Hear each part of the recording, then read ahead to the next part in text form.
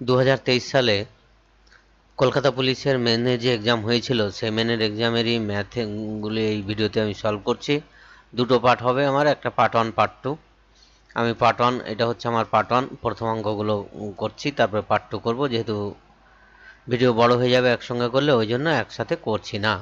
3 নম্বর অঙ্ক ছিল, কোনো ভগ্নাংশে হরের সঙ্গে 3 যোগ করলে ভগ্নাংশের মান হবে হাফ হয় এবং লবের সঙ্গে 2 যোগ করলে ভগ্নাংশটি 1 হয়। তাহলে ভগ্নাংশটি কত? এগুলো আমাদের না লিখেও করা যায়, আমাদের না লিখলেও করা যায় এবং লিখেও করতে পারো। এটার সাথে যদি আমি ডিনোমিনেটর মানে হর মানে হচ্ছে নিচেরটাকে বলা হয় হর।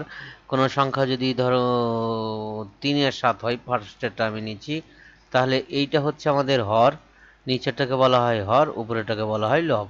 তাহলে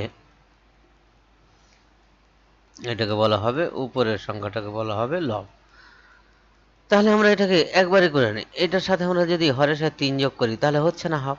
হরের সাথে আমি 3 যোগ করে ফার্স্টেরটা 3 যোগ করলে এটাও হাফ হচ্ছে না, এটার সাথে 3 যোগ করলে এটা হাফ হচ্ছে। 3 যোগ করলে কেন হাফ হচ্ছে? সি অপশানেরটার সাথে যদি আমরা 3 যোগ করি তাহলে এটা হয়ে যাচ্ছে 5-এর 10। 5-এর 10 মানে কাটাকাটি করলে হচ্ছে আমাদের 1-এর 2। তাহলে আমাদের এটা মিলছে ফার্স্টেরটা। সেকেন্ডেরটা 2 যোগ করে যদি তাহলে 7, 7/7, 7/7 করলেও আমাদের সবসময় যে লিখে করতে হবে এমন কোনো মানে নেই, লিখেও করা যাবে অঙ্কটা। এটা হচ্ছে 1। তাহলে আমাদের আনসারটা হলো কি আনসার? সি এর আনসারটা হলো রাইট আনসার। নেক্সট অঙ্ক, পরের অঙ্ক, এক ব্যক্তি ধার্য মূল্যের উপর 15% ছাড় দিয়ে কোনো দ্রব্য বিক্রি করে, 15% ছাড় দিচ্ছে, তাহলে দ্রব্যটার আমরা ক্রয় মূল্য আমাদের বার করতে হবে।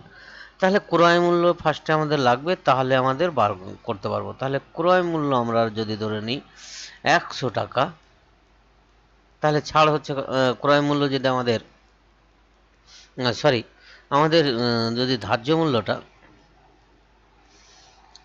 মূল্যের উপর ধার দিচ্ছে, তাহলে ধার্য মূল্যটা আমরা যদি ধরে নিই, ধার্য মূল্য হচ্ছে 100 টাকা, তাহলে বিক্রয় মূল্য কত হবে? বিক্রয় মূল্য হবে, তাহলে বিক্রয় মূল্য হয়ে যাবে আমাদের 15% ছাড় দিচ্ছে, তাহলে বিক্রয় মূল্য হলো আমাদের 85 টাকা। আবার 19% ও লাভ করছে। তাহলে বিক্রয় মূল্য যদি আমাদের 119 টাকা হয়, তাহলে ক্রয় মূল্য হবে আমাদের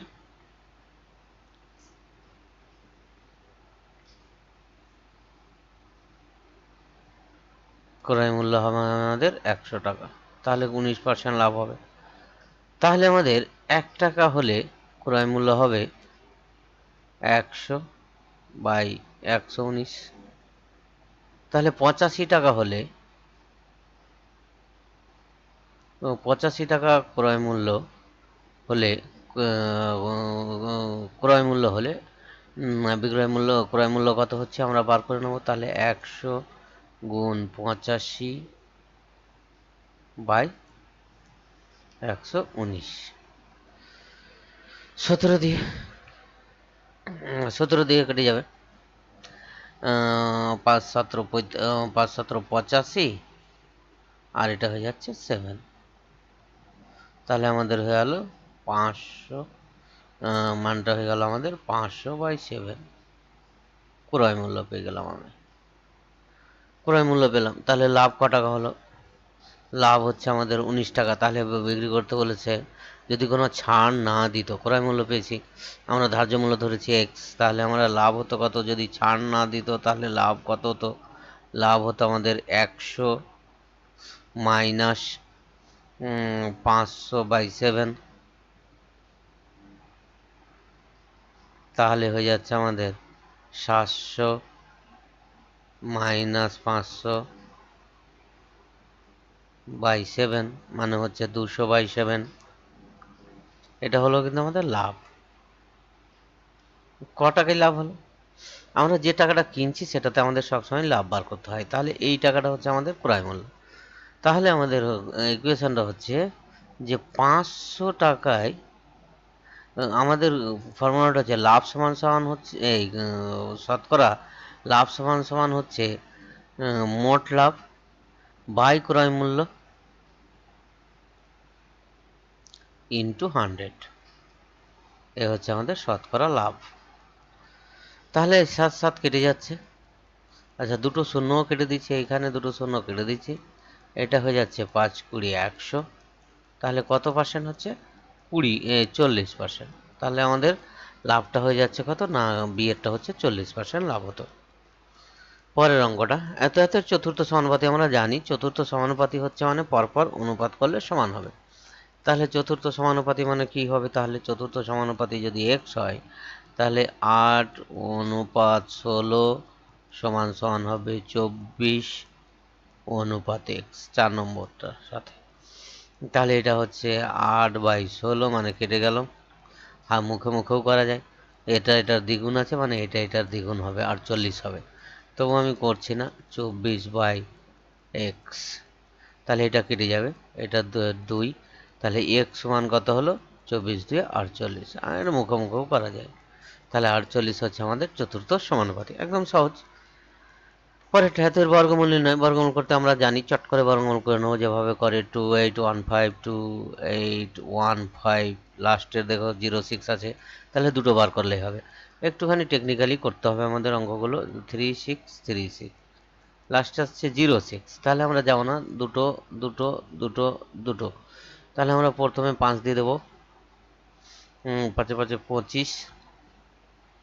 এখানে চলে এলো মাইনাস করলে 3, এখানে চলে এলো 5 দিয়ে 10, এখানে 15 নেওয়া এলো।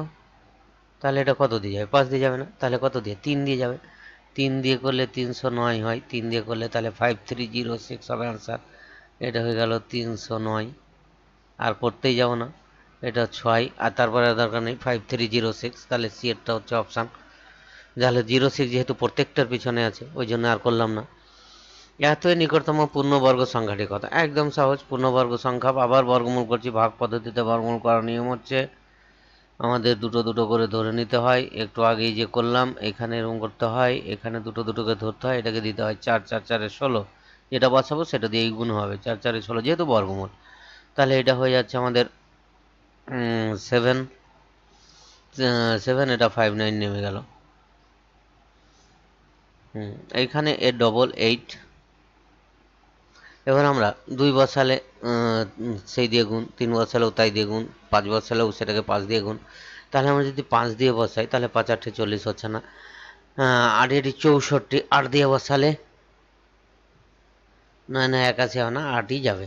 তাহলে 8 দিয়ে বসালে কত হচ্ছে দেখো, 8 দিয়ে বসালে 88 হচ্ছে, 8 যদি বসে আমাদের 88 হচ্ছে। 88কে 8 দিয়ে গুণ করতে হয়, তাহলে 8 দিয়ে গুণ করলে 8 8 64 4, হাতের থাকে কত 6, 8 8 64 আর 6 হচ্ছে 70। তাহলে কত আসছে? 8 দিয়ে আসছে। কত হলো না আমার, কত হলো? 704 হলো, 704 হলো। মাইনাস করো, মাইনাস করলে এটা হয়ে যাচ্ছে আমাদের 5, এটা হয়ে যাচ্ছে আমাদের 5, এটা হয়ে যাচ্ছে 555। তাহলে মূল সংখ্যাটা যেটা বাকি থাকছে সেটাকে মূল সংখ্যা থেকে আমাদের বিয়োগ করে দাও। মূল সংখ্যা থেকে যদি 55 বিয়োগ করে দিই, তাহলে আমাদের কত হচ্ছে? 2304 হচ্ছে আনসার। 2304, সি এরটা অপশান, 2304 হলো আনসার। এটা আমরা কি করলাম? মাইনাস করলাম। পরেরটা, কোনো ক্লাবে 35 জন সদস্যের গড় বয়স হচ্ছে এত বছর। 35 জনের গড় বয়স, 14 বছর বয়সী এক সদস্য চলে গেল, তার পরিবর্তে অপর এক ভর্তি হওয়ায় তাদের গড় বয়স কত বাড়ছে? না, বাড়ছে। আগে ছিল কত বছর? আগে ছিল বছরটা ছিল 14, 5.2, 15.2, এখন হয়ে যাচ্ছে 15.5 বছর হলো। নতুন সদস্যের বয়স কত? দু রকমের করা যায়, একটা শর্টকাট পদ্ধতি আছে, একটা ব্রড। আমি একটু বুঝিয়েই করছি যে কিভাবে করে, শর্টে করার দরকার নেই। তাহলে 35 বছরের মোট বয়স কত? 35 জনের, এইখানে যার যখন গড় বয়সটা হচ্ছে আমাদের, গড় বয়সটা যখন হচ্ছে আমাদের 5.2 ইন্টু 35 করলে আমরা মোট বয়সটা পেয়ে যাব। এটা একটা পদ্ধতি, মোট বয়সটা আমরা পেয়ে যাব। আর একটা পদ্ধতি হচ্ছে 14 সাথে, তো আমি এটা দিয়েই করে দিচ্ছি 0.3 করে। তাহলে এটা থেকে এটা যেটা মাইনাস হবে সেটাকে 35 দিয়ে মাল্টিপ্লাই করে এটার সাথে প্লাস করে দিলেই হয়ে যাবে। তাই তাই তাই যদি করি আমরা, তাহলে মাইনাস করলে হচ্ছে 0.3, 0.3-র সাথে যদি আমরা 35 করি, মাল্টিপ্লাই করি 35, তাহলে এটা হয়ে যাচ্ছে 105, 105 মানে 0.5। 35 দিয়ে 3কে গুণ করলে 105 হয়, তাহলে 10.5 হচ্ছে। 10.5-এর সাথে যদি 14 যোগ করলি তাহলে কত হচ্ছে? 24.5। তাহলে আমাদের হচ্ছে 24.5টা হচ্ছে আনসার। এটা দিয়ে করতে পারো, 24.5 হয়ে যাবে আনসার এটা যোগ করলে। 10-এর সাথে 14 যোগ করলে 24.5। পরের অঙ্কটা 18 নম্বর অঙ্কটা যেটা বলছে সেটা হচ্ছে আমাদের যে একটি ট্রেন নির্দিষ্ট গতিতে একটি স্থান অতিক্রম করে। একটা স্থান অতিক্রম করছে ট্রেন, মানে ট্রেনের দৈর্ঘ্যটা পার করছে। একটা স্থান অতিক্রম করছে মানে ট্রেনের দৈর্ঘ্য পার করছে, এগুলো তো আমরা জানি। 40 মিনিট সময় নিচ্ছে সে।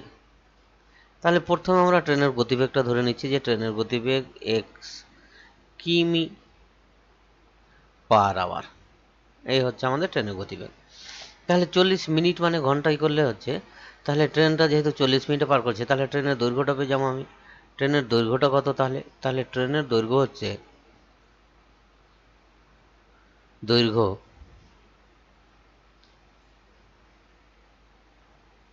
ট্রেনের দৈর্ঘ্যটা হলো তাহলে আমাদের এক্স ইন্টু 40/60। কেন 40/60 করলাম না? ঘন্টায় করে নিলাম, মিনিটকে ঘন্টায় করলাম।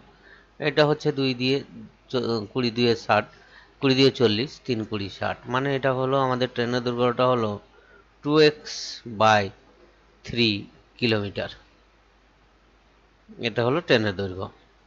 আচ্ছা, 10 গতিবেগ কমে গেলে স্থানটি অতিক্রম করতে সময় লাগে 48 মিনিট। 10 কিলোমিটার যদি গতিবেগ কমে যায়, তাহলে 10 কিলোমিটার গতিবেগ কমে গেলে তার গতিবেগ কত হচ্ছে? x-10, তখন সময় লাগছে কত? তখন ট্রেনটার যেতে সময় লাগছে, মানে এইটা 40 মানে 48/60, 12 দিয়ে কেটে যাবে, 4 12 48, এটা হচ্ছে 5 12 60। এটা যদি আমরা মাল্টিপ্লাই করি তাহলে এটা হচ্ছে 4x মাইনাস 40, 4 10 40/5। এটাও ট্রেনের গতিবেগ। তাহলে এটা আর এটার সাথে সমান হবে, তাহলে 4x মাইনাস 40/5 ইকুয়াস টু হচ্ছে তাহলে আমাদের 2x। ট্রেনের গতিবেগ তো দুটো সমান, ওই জন্য আমি ট্রেনের গতিবেগ দুটো সমান করলাম। এটা হচ্ছে 3 4 12x, এটা হয়ে যাচ্ছে 3 4 12 120, এটা হয়ে যাচ্ছে 5 দিয়ে 10 x। তাহলে 2x ইকুয়াস টু, এবারে নিয়ে আসলে 12 মাইনাস 10x মানে 2x ইকুয়াস টু হয়েছে 120। তাহলে x ইকুয়াস টু হয়ে গেল 60। তাহলে ট্রেনের গতিবেগ ছিল কত? 60 কিমি পার ঘন্টা, মানে সি একটা অপশান। পরের অঙ্কটা, এত লিটার মিশ্রণে অ্যাসিড জলের অনুপাত এত, ওই মিশ্রণ আর কত লিটার অ্যাসিড মিশ্রিত করলে মিশ্রণে অ্যাসিড ও জলের অনুপাত হবে? তাহলে আমি 48 লিটারে অ্যাসিডটা বার করে নাও। ফার্স্টে লিটারে অ্যাসিড কতটা আছে বার করে নিচ্ছি আমরা, অ্যাসিডের পরিমাণটা বার করে নেব।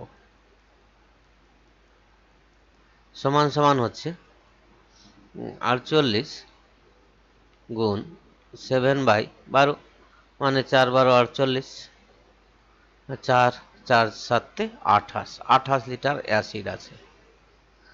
28 লিটার অ্যাসিড আছে আমার। আর জল কতটা আছে? জল সমান সমান হচ্ছে 48 গুণ 5 একই জিনিস 12, 4 12 48, 4 4 5 20, তাহলে 20 লিটার আমাদের জল আছে। বলছে অ্যাসিড ও জলের অনুপাত হবে কত লিটার অ্যাসিড মিশালে? তাহলে আমি ধরে নিচ্ছি x লিটার অ্যাসিড মিশাচ্ছি। তাহলে x 28 প্লাস x, জল মিশিয়ে দিলাম, অ্যাসিড মিশিয়ে দিলাম, জল একই আছে, সমান সমান হবে 3:2, 3:2। তাহলে এটাকে ভাগ করে নিচ্ছি আমি। তাহলে 28 যোগ এক্স 3:2 মানে 2 লিটার। এখানে 2 বসালে এটা 20 হচ্ছে, এইটা দিয়েও করতে পারো। আমরা এখানে আরেকটা জিনিস অপশান দেখেও করতে পারি। তাহলে 28-এর সাথে যদি 2 যোগ করি তাহলে 30, তাহলে 30 অনুপাত 20 করলে আমাদের হয়ে যায় 3:2, 3:2। তাহলে আনসারটা হচ্ছে আমাদের 2 লিটার। আমি এটা দিয়েও বার করে দিচ্ছি। তাহলে এটা হচ্ছে বাই 20 ইকুয়াস টু গেল 3/2। তাহলে এটা হয়ে যাচ্ছে 28 দিয়ে 56 প্লাস 2x ইকুয়াস টু হয়ে যাচ্ছে আমাদের 3×20 60। তাহলে 2x ইকুয়াস টু হয়ে যাচ্ছে 4, 60 মাইনাস 56। তাহলে x ইকুয়াস টু 4/2 মানে 2। 4কে 2 দিয়ে ভাগ করলে আমাদের 2, তাহলে 2 লিটার। পরের অঙ্কটা, একটি ট্যাঙ্ক এ বি দ্বারা নল দ্বারা ভর্তি হয় ও সি নল দ্বারা খালি হয়। সি নল দিয়ে খালি হচ্ছে। এ ও বি নল যতক্ষণ এত এত মিনিটে ট্যাঙ্কটি ভর্তি করে। সবকটি নল খোলা থাকলে ট্যাঙ্কটি 2 ঘন্টায় ভর্তি হয়। তাহলে 2 ঘন্টায় এক অংশ হয়ে যাচ্ছে। তাহলে আমাদের যেটা করতে হবে, সি কত মিনিটে ভর্তি করতে পারছে আমরা জানি না, সেটা বার করে নিচ্ছি। তাহলে সি ধরে নিচ্ছি, ধরি সি এক্স মিনিটে ট্যাঙ্কটি ভর্তি করছে। এক্স মিনিটে ট্যাঙ্কটি খালি করে একা। সি এক্স মিনিটে ট্যাঙ্কটি খালি করছে। তাহলে আমাদের ভর্তি করছে এ বি, এ করছে 1 মিনিটে হচ্ছে 1/72, সবসময় মিনিটে চলে যাব। বি করছে ভর্তি করছে একসাথে যদি করি 1/90, আর সি খালি করে দিচ্ছে 1/80, 1/x। 2 ঘন্টায় এটা হয়ে যাবে এক অংশ। তাহলে 2 ঘন্টায় যদি এক অংশ হয়, তাহলে 1 ঘন্টায় হবে, 1 মিনিটে হবে 1/120। আশা করি বোঝা গেল। 1 মিনিটে ভর্তি হবে কতটা, এত। এইবার এটাকে আমাদের সলভ করতে হবে। এটাকে সলভ করতে গেলে এটা যেটা হচ্ছে মাইনাস এক্সটে পারে ফেলে রাখো, আর ও পারে সবগুলোকে কনভার্ট করে নিয়ে চলে যাই ওই পারে। তাহলে এটা হলো মাইনাস 1/72 মাইনাস 1/90। তাহলে এটা দিয়ে আমরা ফার্স্টে লসও করবো, 120 72 লসও করবো। 2 দিয়ে দিয়ে দিই, বা 3 দিয়ে দিয়ে দিই, বা 6 দিয়ে দিয়ে দিই। 6 দিয়ে যদি দিই, 2 দিয়ে দিই ফার্স্ট, 3 দিয়ে দিয়ে দিই, 3 দিয়ে 3 4 12 40, 3 দিয়ে হলে 3 দিয়ে হলে 3 14 72, 342 হয়। 3 দিয়ে হলে 3 দিয়ে হলে 3 দিয়ে 6, 3 24 72, 3 দিয়ে হলে 3 30 90। 2 দিয়ে যাবে, 2 দিয়ে দিয়ে দিই, 2 দিয়ে করলে 20, 12 দিয়ে 24, 15। আমি 4 দিয়ে দিয়ে দিচ্ছি। আবার 4 দিয়ে যদি দিই, তাহলে 4 5 20, 3 4 12, 15। 5 দিয়ে দেবো, 5 5 1 5, দুটো গেলেই কিন্তু যায়, মিনিমাম দুটো গেলেই দেওয়া যায়। 5 3 5 15। আবার 3 দিয়ে যদি দিই, তাহলে 1 1 1 হলো। এবার এটি গুণ করতে হবে আমাদের। 4 5 20, 20 দিয়ে হচ্ছে 40, 40 আর 3 3 9, 4 9 36। তাহলে কত হলো, 4 9 36। 4 5 20, 20 দিয়ে 40 আর 3 3 9, তাহলে 4 9 36, 360। তার লসাগুটা হয়ে গেল আমাদের 360। 360 হল লসাগু। এটা হলো 3 12 36 মানে 3। এইটা হয়ে যাচ্ছে 5, 5 দিয়ে ভাগ যাবে 5। এটা হয়ে যাচ্ছে 4। তাহলে কত হলো, -1/x। 9, 9 থেকে যদি আমরা বাদ দিয়ে দিই, কত বাদ দেবো না, 9 থেকে 3 বাদ দিলে 6, তাহলে -6/36, 6 6 36, মাইনাস মাইনাস কেটে গেল 60। তাহলে এক্স খালি করছে কতটা, 60 মিনিটে খালি করছে। সি 60 মিনিটে একা খালি করতে পারে ট্যাঙ্কটিকে, 60 মিনিটে একা খালি করতে পারে। তাহলে 60 মিনিট একা খালি করতে পারে। তাহলে আমাদের বার করতে বলেছে কাকে, বার করতে বলছে যে 12 মিনিটে কতটা পূরণ করতে পারবে। তাহলে আমি 12 মিনিটে পূরণ করে দিচ্ছি। 1 মিনিটে কতটা পূরণ হবে সেটা আমি আগে দেখিয়ে দিচ্ছি। 1 মিনিটে পূরণটা আমি দেখাচ্ছি কতটা হয়। এইভাবে করতে হবে।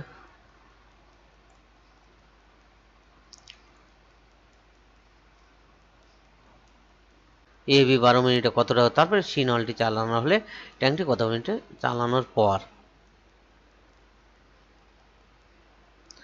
বন্ধ করে সি নলটি চালানো হলো, বন্ধ করে দিচ্ছে। তাহলে এ বি 12 মিনিটে কতটা পূরণ করছে, এটা হচ্ছে 1 মিনিটে পূরণ করে। এটাকে যদি 12 দিয়ে গুণ করি তাহলে 12 মিনিটে পূরণ করবে এত অংশ। তাহলে ইকুয়াস টু হয়ে যাচ্ছে আমাদের 72, আর এটার যদি লসাগু করি তাহলে এইটাও হবে আমাদের 360 করে নিচ্ছি আমি, লসাগু 360। তাহলে 5 প্লাস 4 ইন্টু 12, 9 বাই 36 ইন্টু 12, এইটা হয়ে যাচ্ছে 4 9 36, 40, 4 দিয়ে 3 4 12, 4 10 40, মানে 3 10 অংশ পূরণ পূরণ করতে পারছে। আর ও 1 মিনিটে খালি করে 1/60 অংশ, যেহেতু x এর মান 60 করেছি তাহলে 1/60 অংশ খালি করছে 1 মিনিটে। তাহলে 1 অংশ খালি করবে আমরা 60 মিনিটে। তাহলে 3/10 অংশ খালি করবে কত মিনিটে, 3/10 দিয়ে গুণ, তাহলে 3/10 দিয়ে গুণ, তাহলে 18 মিনিটে খালি করবে। 3/10, তাহলে 10 10 কেটে গেল, 3 6 18, তাহলে 18 মিনিটেও খালি করবে। 18 মিনিট, তাহলে বি এরটা অপশান। পরের অঙ্কটা, কোনো বস্তুর মধ্যে যে পরিমাণ জড় পদার্থ আছে তাকে ওই বস্তুর কি বলে, ঘনত্ব বলে। ওই বস্তুর ঘনত্ব বলা হয়, সরি